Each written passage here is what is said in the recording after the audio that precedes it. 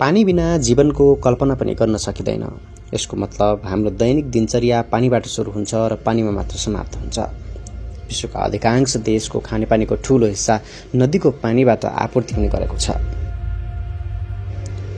संसारका धेरै सभ्यताहरू नदीको किनारमा विकसित भएका छन्,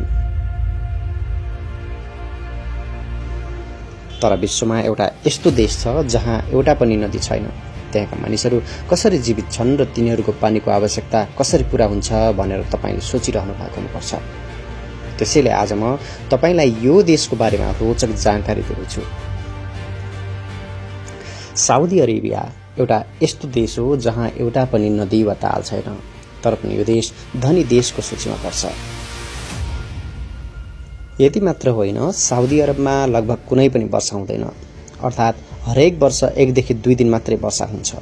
वर्षा नहुँदा जमिन मुनिको पानी पनि भरिन सकेको छैन। यही कारण साउदीले पानीमा धेरै खर्च गर्नु परेको छ।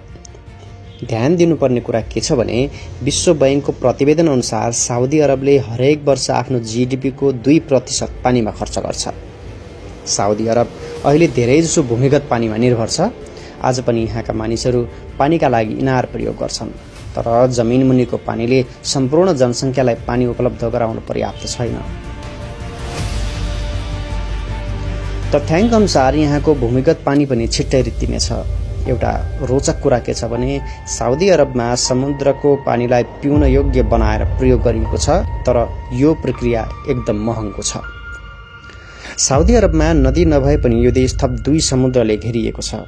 यसलाई पश्चिममा लाल सागरले घेरेको छ भने पूर्वमा पर्सियन खाडीले घेरिएको छ। साउदी अरेबियाका लागि यी दुवै समुद्रको व्यापारिक महत्त्व छ। स्वेज नहर पनि लाल सागर हुँदै जान्छ।